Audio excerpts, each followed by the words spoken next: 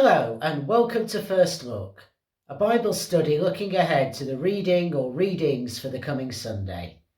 My name's Carl and it's good to have you with us. This week we're looking at another challenging passage from Mark's Gospel, in which Jesus' friends struggle to understand his teaching and end up arguing amongst themselves about who's the greatest. Before we dive into that, however, if you've not done so already, you may find it useful to download the sheet that accompanies this study, the link for which is just below the video in YouTube. On the sheet you will find the text of today's passage, some other passages you may wish to look up, the questions we'll be considering later on, and lots of space to record your own thoughts and observations. So without further ado, let's dive into today's passage, which comes from Mark's Gospel, chapter 9, verses 30 to 37. Jesus has revealed his divine nature to his three closest friends, Peter, James, and John, in the Transfiguration, detailed at the beginning of this chapter in chapter 9, verses 1 to 13. And then after that, he and the other three descended down the mountain, which was probably Mount Hermon, and found themselves dealing with some chaos as the disciples who hadn't been taken up the mountain were trying and failing to cure a child who was demon-possessed in front of both a large crowd and some of the scribes, the legal experts, who were hostile to Jesus. We see that in chapter 9, verses 14 to 29. After that incident, we learn that Jesus and his friends were passing through Galilee, the beginning of verse 30, on their way back to the town of Capernaum. We learn in verse 33 where Jesus had been based a lot of the time, which for example we see in chapter 2 verse 1, but in many other places as well. And the action takes place both on that journey and when they'd arrived at the house where they were staying. So who's they? Who have we got in this passage? Well, most obviously we have Jesus beginning to really set his face towards what must come as he headed towards Jerusalem and to the cross. And he was in the middle of teaching his disciples about what this was all about. Said disciples are obviously in the passage, and the focus here is now very much on the 12, mentioned specifically at the beginning of verse 35. But they were struggling, as we learn in verse 32, to understand what it meant for Jesus to be the Messiah. And that's kind of the thrust of this passage, I think. And finally, we have an unnamed small child. It's not clear who they were, but it's likely that they were a part of the household in which Jesus was staying and that he was familiar with them. And again, we'll talk a bit more about said child later on. Mark's was the first gospel to be written around 65 to 70 of the Common Era, and the disciples' lack of comprehension of what Jesus is about, I think, lends it some degree of historical credence. There's a tradition that a lot of the witness here comes from Peter himself, though biblical scholars argue about how far Peter is the origin of the material used in Mark's Gospel. So either way, the fact that the disciples don't come out too well, rather than kind of being put on a pedestal, actually for me suggests authenticity. Now, as usual, there are various other passages that we might find it helpful to look up if we're going to make sense of this text. So we might turn once again to Daniel chapter 7, specifically verses 25 to 27, and also to Isaiah 53 and the Song of the Suffering Servant. The former, the Daniel passage, talks about the Son of Man. It's the origin of that imagery. And put that together, it seems to feed into Jesus' understanding of what it means to be the Messiah in verse 31 of today's reading, perhaps along with some of the Psalms that point to the idea of the righteous sufferer, such as Psalm 22. Another text that's implicitly there or thereabouts in today's reading comes from Daniel again, chapter 12, verse 2. That points to a general resurrection in which the martyrs of Israel would be vindicated, would be raised again in the final judgment. It doesn't point to the resurrection of a specific individual, and as we'll come on to see, it highlights something new and radical that Jesus was teaching. And finally, it's always useful to compare what we have in Mark to the later versions in the Synoptic Gospels, Matthew and Luke. And the parallels here are chapter 17, verses 22 to 23, and chapter 18, verses 1 to 5 of Matthew's Gospel, and also Luke chapter 9, verses 43 to 48. So now we've set the scene, friends, let's dive into the specifics of this text.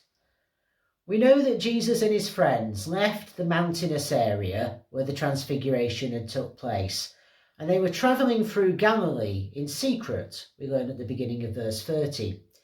And that's because Jesus was teaching his disciples something really dangerous and radical, something that he couldn't risk being overheard. It was the second time he'd explained what it meant for him to be the Messiah, to be one who would have to suffer and die before rising again.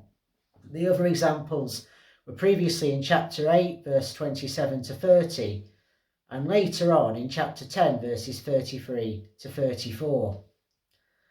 And the use of the imperfect tense in verses 30 to 31 to describe Jesus' teaching shows that this is part of a repeat pattern, that this second occasion that Mark documents wasn't a one-off.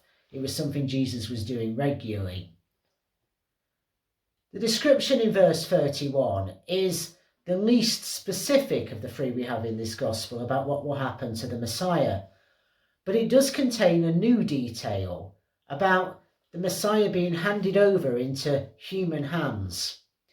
And the use of the present tense when it describes that really kind of paints a vivid picture and implies that the wheels are already in motion, that there's a kind of inevitability about where this is going. The predictions about Jesus' being killed and rising 3 days later are in the future tense. So I can imagine the disciples being a bit freaked out actually and kind of wondering, where's this all going? Is he really serious about walking straight into death? As in verse 10 of chapter 9, we're told that they didn't understand what Jesus was talking about. Perhaps they were just overwhelmed.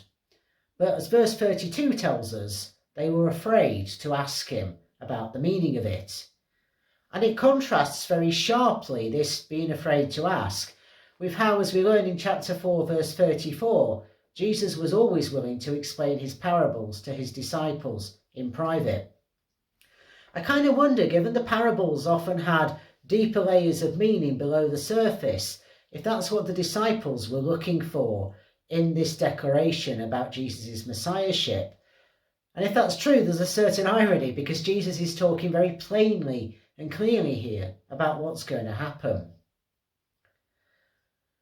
Now, as I've already hinted at, there were various Old Testament ideas that seem to have shaped Jesus' understanding of what it was to be the Messiah, specifically the Son of Man imagery from Daniel 7 and the suffering servant imagery from 2nd Isaiah, Isaiah 53.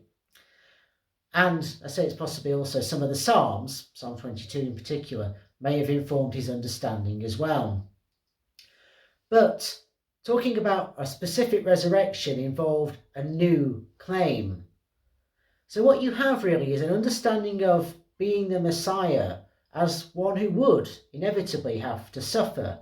And that didn't fit with a lot of people's ideas, people who were looking for either a military Messiah who would overthrow the hated Romans and put Israel back at the top of the pile of nations, or indeed a kind of religious revolutionary Messiah who would cleanse and renew the temple and reconnect the people with God, enable them to feel at home with God once more. Jesus would do these sorts of things, and he would bring in God's reign of justice, which was the other thing people expected the Messiah to do. But it would all look quite different to what a lot of folk had in mind. And as we saw last week, Peter fell foul of Jesus when he challenged him about this. Now, each of the predictions that we have about Jesus' death is followed by the failure of his disciples. So in the first instance, in chapter 8, so we've got Peter getting it wrong and being reprimanded. Here, we've got the disciples arguing about who's the greatest as they walk along the road. And then in chapter 10, we'll have James and John wanting to be at Jesus' right and left hands in the kingdom of heaven. So verses 33 to 37 of chapter 9, they represent a particular failure of the disciples, to set alongside chapter 8 verses 31 to 34 and chapter 10 verses 35 to 45. At the end of their journey, Jesus and his friends arrived in Capernaum for the final time in Mark's Gospel. And presumably they were staying in the same house where they'd stayed previously. Once indoors, Jesus asked his disciples, "What have you been arguing about?" Which might put us in mind also of chapter 2 verse 6 and chapter 11 verse 31. The disciples were told in verse 34, initially keep quiet. And that's because they'd argued about who was the greatest. I kind of imagine them shuffling sort of uncomfortably and looking at the floor, at their feet, and not knowing how to answer Jesus. I think it would have been rather an embarrassed silence at this point. It is possible, I think, that Jesus, taking just 3 friends, Peter, James and John, up the Mount of Transfiguration, had set debate going and perhaps brought out some of the rivalries that we know were brewing amongst the 12, which I think is why in John's Gospel Jesus explicitly prays that there will be one, something that was always a tall order when you had religious zealots and tax collectors in the same group, but there we are. And we do know, furthermore, that it wouldn't have been unusual for a community of followers to have kind of an internal ranking system, and it was definitely the case in the Qumran community, from which we get the Dead Sea Scrolls. I wonder if the disciples thought they were about to get another telling off from Jesus, a bit like what happened to Peter previously. But that's not actually what took place. In verse 35, we're told that Jesus sits down, as a rabbi would when they were launching into some important teaching to their students, and he began to illustrate to them very powerfully how if they wanted to be first in the kingdom of God, they needed to be last. They needed to be the servant of all. When he talked about first, he was talking about being top of the social hierarchy, but this all being turned upside down in God's kingdom, in that it's the servant of all who takes that position. So it's a very countercultural idea then and indeed now. A servant, diakonos to use the Greek term, is someone who aids another in the way that Elisha had aided the prophet Elijah, for example. It's a civil servant, as we might see in Romans 13:4. And it's someone who acts as a messenger on behalf of another, like in Colossians chapter 4, verse 7. And it connects to household service. It's a really countercultural form of self-denial, which takes us back again to chapter 8, verse 34. And Jesus' comment that if anyone wanted to be his disciple, they needed to deny themselves. Jesus hammers his point home by taking a small child, placing them amongst the group and holding them, hugging them. I guess it must have been a child who was part of the household and familiar with Jesus for him to do that. It wasn't a child kind of picked out at random. Now the point here is that beyond the normal family bonds that held people together, in the Greco-Roman world, children weren't regarded as useful and worth investing time and energy and giving great status to until they got to an age where they were economically useful, in particular to when they got to marriageable age. And so Jesus taking that child in his arms automatically kind of raises their status, which is in verse 36. But the key point comes through in verse 37, that the one who welcomes a child like that welcomes Jesus, and in turn, God the Father, the one who sent Jesus. And that might remind us of the parable and the sheep and the goats from Matthew's Gospel in chapter 25, verses 31 to 46. It certainly points both to humility as an important part of what it means to be a disciple, and the overturning of the normal hierarchies that shaped how society worked. It was valuing the least in worldly terms just as importantly, in fact maybe more importantly, than you would the greatest, the top of the hierarchy in everyday thought.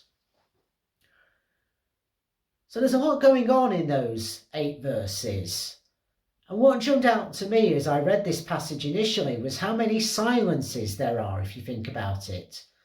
There's this deliberate silence, the stealthy silence, if you will, of Jesus and his disciples going into Galilee and not wanting to be noticed.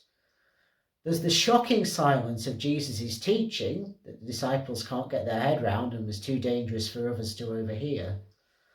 There's what you might call the shameful silence of the disciples not wanting to admit they've been arguing about who was the greatest. And finally, there's the subversive silence, as the disciples don't reply to Jesus' teaching in this section, but hopefully take it on board. It's a silence that invites us in and invites us to consider how our ideas of hierarchy are turned upside down. So for me, it's those 4 S's, those 4 silences that really speak volumes in this passage. And some of that is reflected in the questions we're now going to consider together.